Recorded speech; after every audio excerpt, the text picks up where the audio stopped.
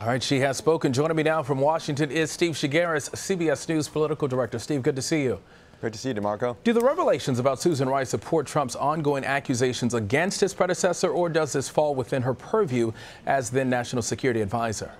Well, by all accounts, it sounds like it falls within her purview, but the question is how did this information then get out? And I think that's what the Trump and company want to get to the bottom of. Republicans are complaining of these leaks and this information of these names that were unmasked getting out there publicly. And, you know, some may say that's a distraction from the real issue of investigating Russia, but Republicans are making an argument that the leaks need to be investigated. And I think what you're seeing on Capitol Hill is that those will be investigated along with the Russia controversy as well. All right, Steve, Lindsey Graham reacted to the reports on Rice earlier. Let's play some of that for you.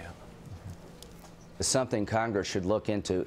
If she was involved in unmasking Trump transition figures, what was the reason and was there a political motive? I'd like to know that, and we'll get to the bottom of it. It is obvious that he wants answers. Can she be called to testify?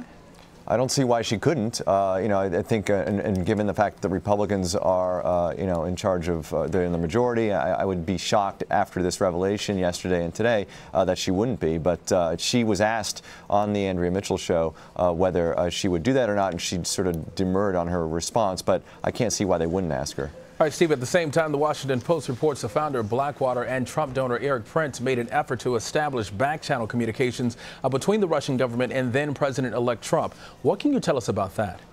Well, all I can tell you is what's in the article, which is raises a lot of interesting questions because this person, Erik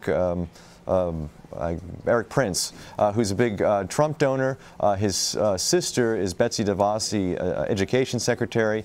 He's the one that was trying to make these meetings happen, or try to create these alleged back-channel meetings happen between Russia and him, and basically telling people that he has an in with the Trump folks. Again, we don't know if there's anything illegal done here. If there's these are just sort of allegations, and it's a report. But again, it's another piece of smoke that sort of surrounds the Trump administration on this question of Russia. And I think that there are going to be a lot of questions about what really happened in these meetings. Was there really was the Trump and company, were they aware of what was going on here, or was this just another person trying to sort of trade off of his connections to Trump? We'll have to find out. But right now, again, another cloud of smoke surrounding Trump on the Russia question.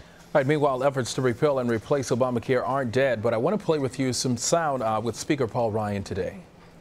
Right now, we're just at that conceptual stage about how to move forward in a way that can get everybody to 216. It's important that we don't just win the votes of one caucus or one group, but that we get the votes and the consensus of 216 of our members, and that's kind of where we are right now. So it's pretty much. All right, last time around, the Freedom Caucus, made up of roughly 30 members, said concessions weren't enough, but their demands threatened moderate support. How are these negotiations different?